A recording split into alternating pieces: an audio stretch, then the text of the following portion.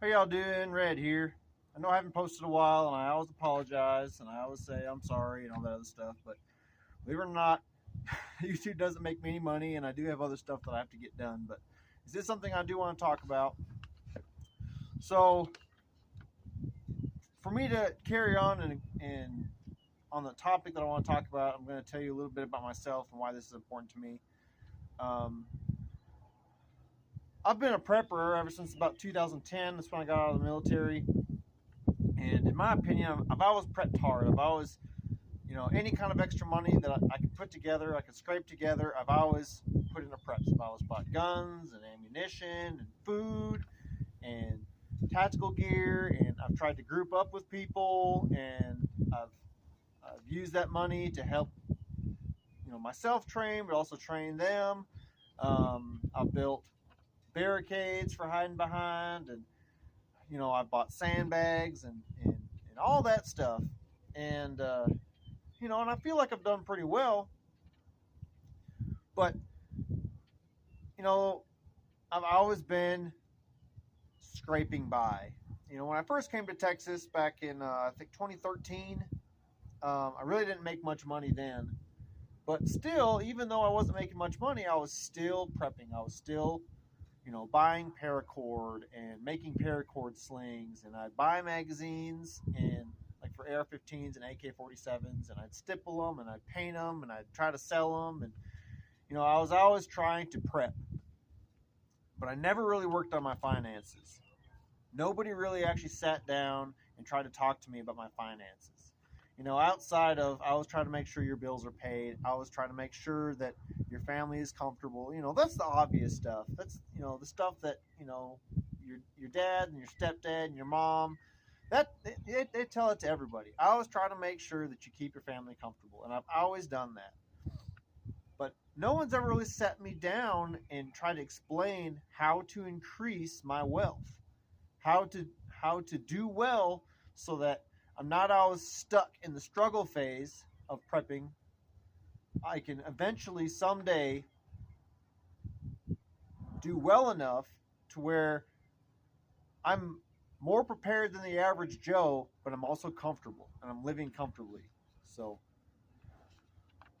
first, I want to talk about investing for dummies. So, investing is a very long term thing.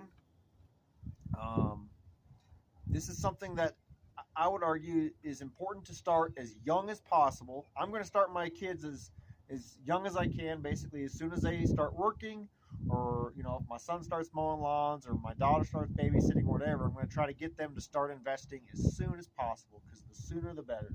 Investing is an extremely long-term strategy that will guarantee you wealth. I didn't start when I should have. I kind of started playing around with investing back in 2019, but I didn't really get serious about it until this December of last year in 2022. That's when I first started getting really serious about investing. I'm probably not going to see my investments start to really pay off for another 5, 10, maybe even 15 years. But in that time, I will be guaranteed to be extremely wealthy.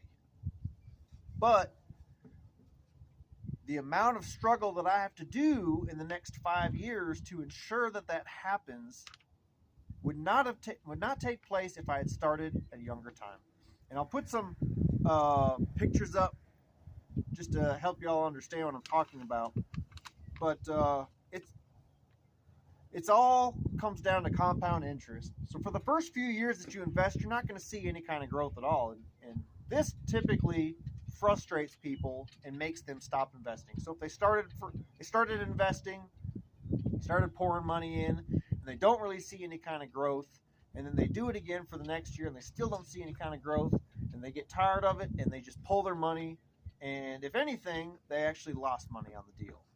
And again, I'll put some pictures up just to help explain that. But you're not going to see any kind of real growth if you're not continuing to try to invest, and you're not giving those giving time for those investments to pay off. So it's important that you recognize good investments. And I'm going to put a few pictures up here too.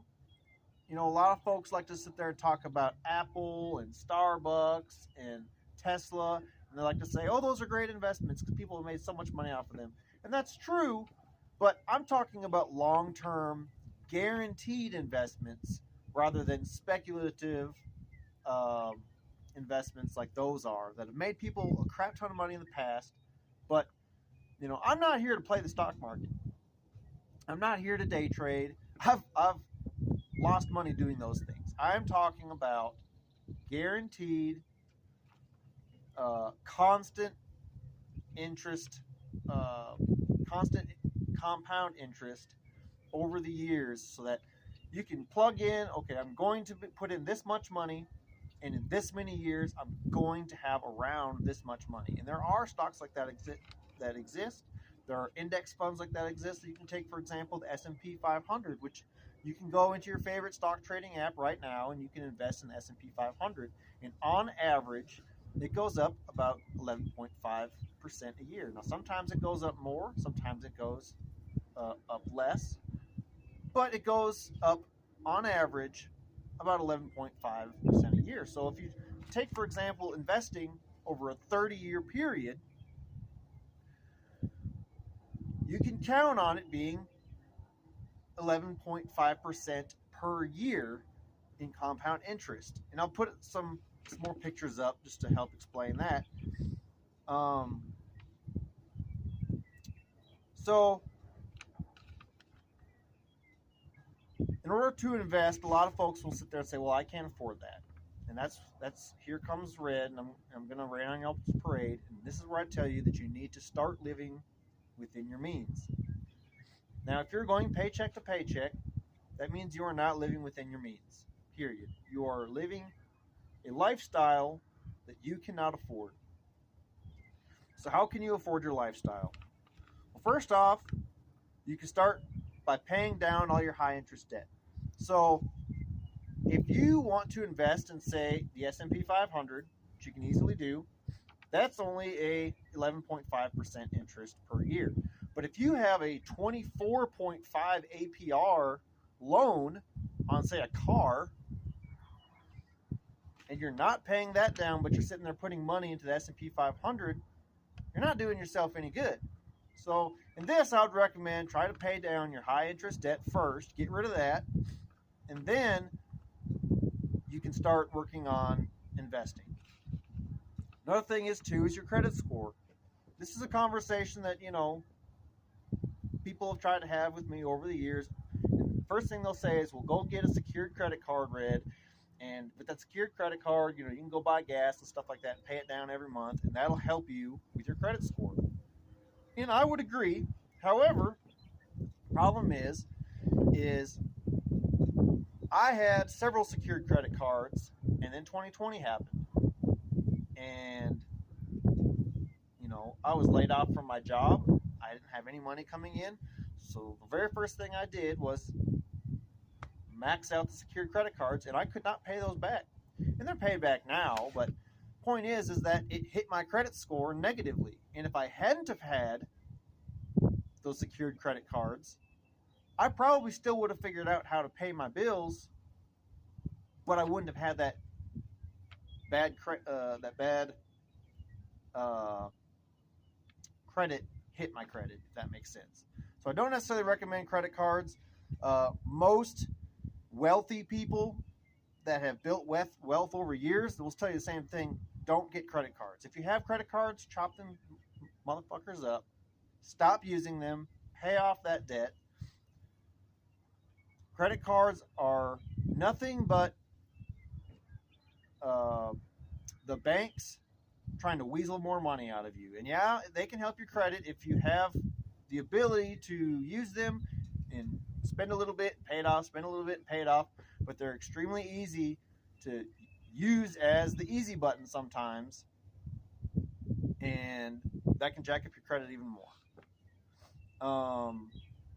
So a great way of starting to live within your means is to quit vices. And I've heard it all. Oh, Red, it's hard to quit smoking. Oh, Red, it's hard to quit drinking. You know what?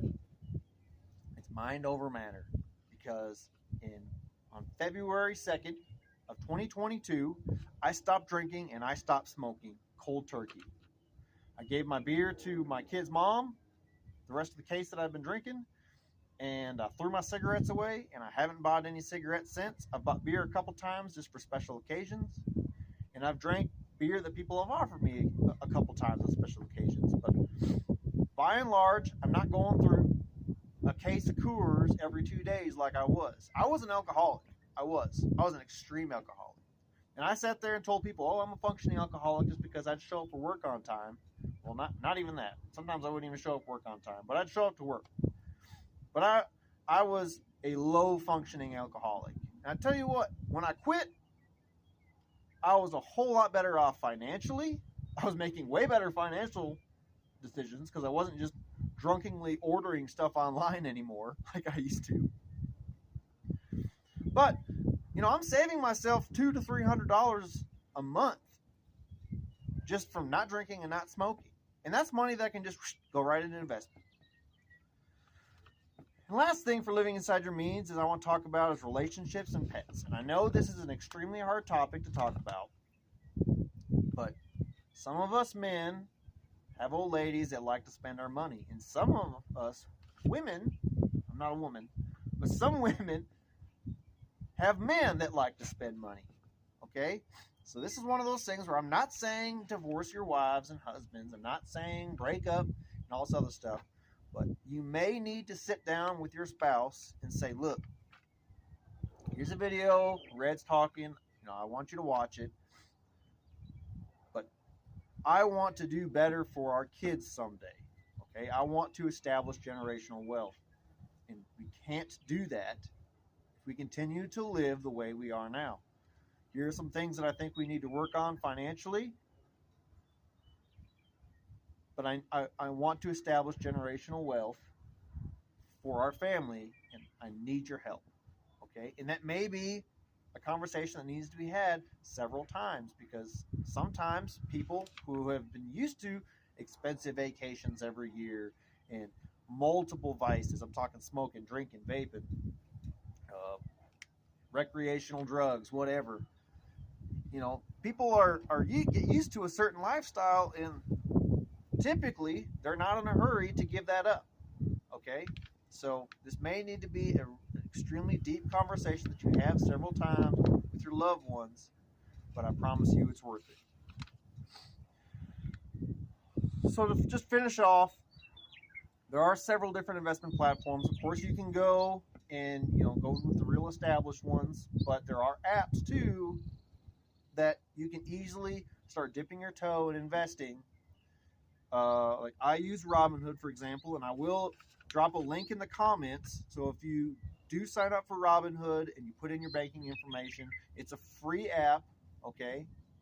They're not going to take any money from you unless you give them money, okay? But if you sign up and you put your banking information in, I'll get a free stock and you'll get a free stock. And I refer to it as a junk stock because the stocks that they're going to give you are not really good investments in my opinion. So you can wait about a week and you can sell that stock and you can use that money. It's free money. It's free money for you. It's free money for me. But you can sell that stock and buy a good one. For example, investing in the S&P 500 or something better that has an even better growth over the years than the S&P 500. And those stocks do exist. I'm not going to tell you what I invest in because I don't want those stocks to become meme stocks like GameStop and get trashed, which I understand only have around 500 subscribers right now, but you never know. There's also Acorns, which is excellent, Webull, and believe it or not, you can actually buy and trade stocks on Cash App as well. If there are any other stock trading apps, go ahead and drop those in the comments for other people. And really the last thing I want to go over is people might go, Red, I'm trying to prep for the apocalypse, and money's not going to exist in the apocalypse. So why would I waste money on investing if the apocalypse is going to happen? And to this, I'll tell you I started prepping in 2010. If I had invested just a little bit, I would be leaps and bounds ahead on prepping now than I am now because I did not invest. Y'all, if you enjoyed this video, please give it a like, subscribe, share with your friends. Have a great day.